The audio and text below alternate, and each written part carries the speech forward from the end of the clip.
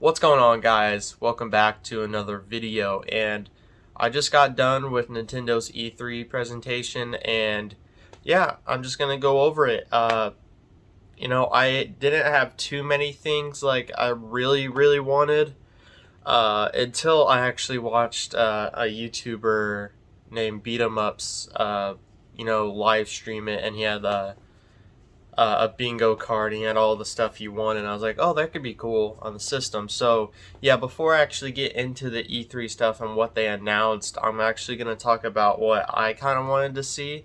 So first off, I wanted to see some new stuff about the Pokemon games, because I did make a video on it and it talks about all the stuff we do know about it, but we don't know much about these games. We've only seen like one trailer for each, really. So I was happy, or I was excited to go and see if they had those, but sadly they didn't, which I get it. They just released the trailer, I don't know, a couple weeks ago probably. I forgot.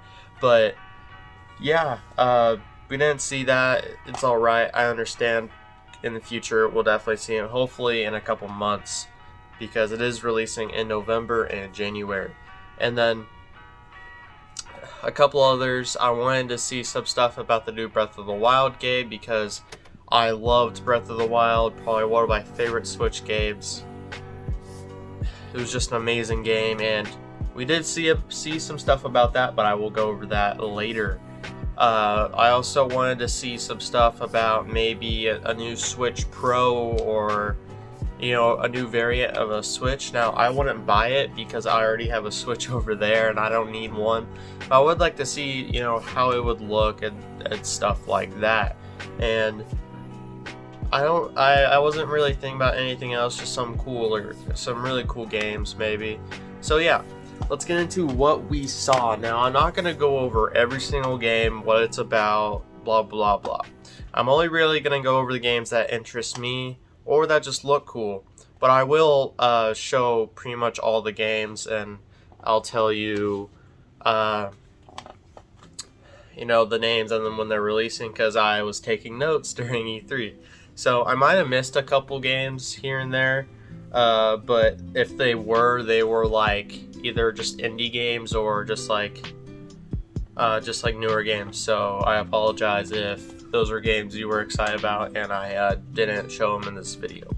So start off for the first part of the E3 presentation. They bamboozled us, guys. They had a video of somebody holding Ganondorf and throwing him into the lava. Now, at that point, I was like, wait, Breath of the Wild already? But then I realized it didn't look like Breath of the Wild. It looked like Smash, and it was. And we got a new Smash character. I apologize because I don't know how to say his name, but I'll put it up on screen, show some gameplay. But yeah, he's from Tekken now. I wasn't really excited about this because, for one, I'm not like a huge Smash player. I do have it over there, but I don't buy the DLC. It just doesn't really interest me. There really hasn't been anyone that's been announced that I've been like, yes, I want to get that. I was kind of happy about Steve from Minecraft getting in, but again, I don't really ever play Minecraft or Smash that much. And if I do, it's just with my friends, and I don't really want to pay money for it. So next is Life is Strange Remastered and Life is Strange True Colors.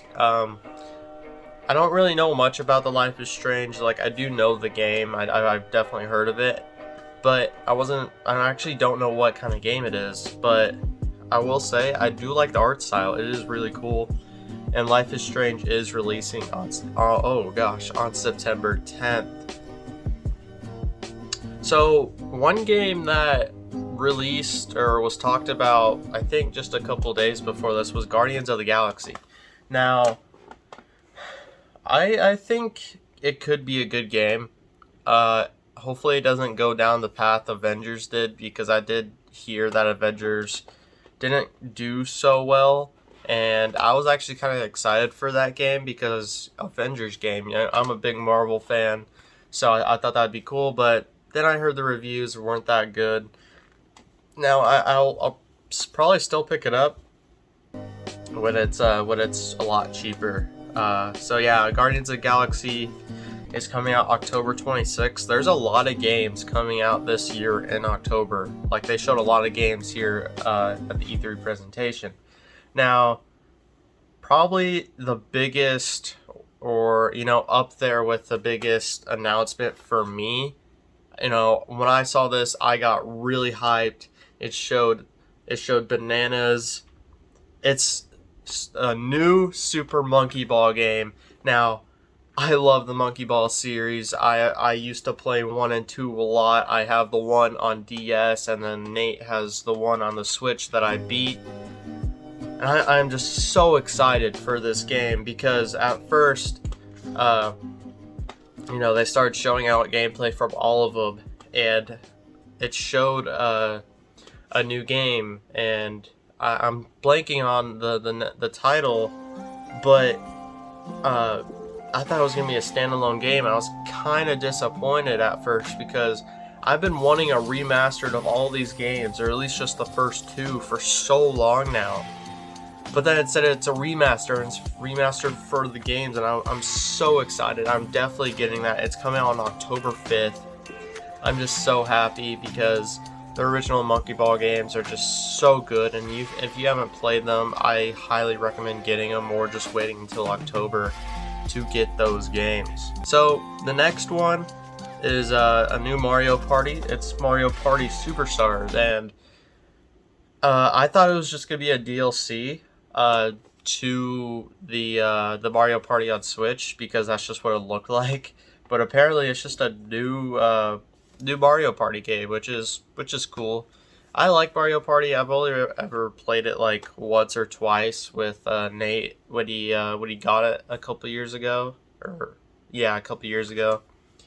It's fun and all, but not a game that I was like too excited about. So next is Metroid 5. Now it's gonna be Metroid Dread. That's the name of it. It's a 2D platformer, just like the old Metroid games. It's not gonna be like Metroid Prime, which everybody wanted. Everyone wanted Metroid Prime 4, I think, to be announced here or show gameplay or just something. A lot of people wanted it, and when they said that, Metroid, or I kind of got excited because I was like, okay, Metroid Prime 4, that's pretty cool. Nope. 2D platformer. It is releasing on October 8th, 2021. And they're also releasing new amiibo, which is pretty cool. But they're adding a couple more elements to the game, so it's not going to just be regular Metroid. So for the next couple of ones, I'm just going to go through real quick. Just Dance 2022. It's Just Dance. It's just whatever. November 4th is when it's coming out. Cruising Bolt. It's a racing game. Is coming out this fall. Dragon Ball Z Kakarot. I'm not sure if I'm saying that right. I apologize if I am. Coming out September 24th. It's I'm pretty sure it's either a port. I'm pretty sure it's a port, not a remaster. But yeah, that game actually looked fun, and I really wish like Naruto had a game like that, kind of like open world type. Showed the game modes for Mario Golf, and then free updates coming June 25th for that game. Or no, free updates coming, but it's releasing on June 25th. My bad. So we also got gameplay for Monster Hunter Stories 2 Wings of Ruin, and it actually looked pretty fun. I have never played a Monster Hunter, but I have played games like it. Yeah, that game actually looks pretty cool, and I kind of want to get it now. So yeah. One thing that kind of surprised me was a new Wario World. This game released on the Wii, if you don't know. I'm pretty sure that's the only game that or the only system released on. It's the only game. I could be wrong, obviously. But it was kind of cool to see that come back and release on Switch. Because I didn't expect it. But it's called Wario World Get It Together. And It has a 2-player, and it's releasing September 10th. So one game that I've definitely heard about, but didn't really know much about it, is Shin Megami Tensei 5, or just the Shin Megami Tensei series in a whole. Now, when I first saw this, I was like, okay, this looks pretty good. I was like, this looks awfully like Persona 5. But, and then I saw like a couple monsters from Persona 5. I was like, okay, yeah, this is probably the same people who make Persona 5, which is Atlas, made this game, and I found out, yes, it is. And that game is coming out November 12th, and apparently it's a lot like Persona, so a lot of people will probably like that. Now, the next is Dongama Decadence. I'm not sure if I'm saying that right, but I'll add some gameplay for you. It's coming up available this year. Fatal Frame, Maiden of the Black Water, that's coming available this year. Also, it's a port from the Wii U, and it's kind of like a horror game. Some more Doom stuff. Doom expansion. A Doom expansion for the story is coming out. That's pretty cool. Tony Hawk Pro Skater 1 and 2 coming June 25th. Now, I'm pretty sure we already knew this, but that's pretty cool to be able to play that on the go. I have played Tony Hawk games on the DS, on the Wii. Now, I don't think I ever played Pro Skater, but I think that's pretty cool.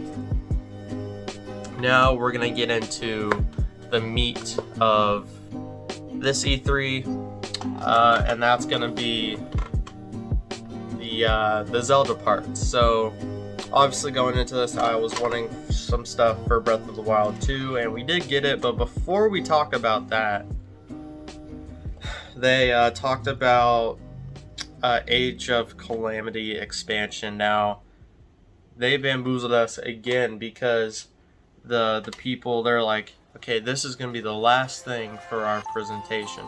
And then it showed Zelda, and I was like, okay, good. I was happy. And then for a second, and then it showed Age of Calamity expansion. I was like, really? You're going to end it like that? But Age of Calamity, if you don't know, is a Hyrule Warriors type game. It's the same.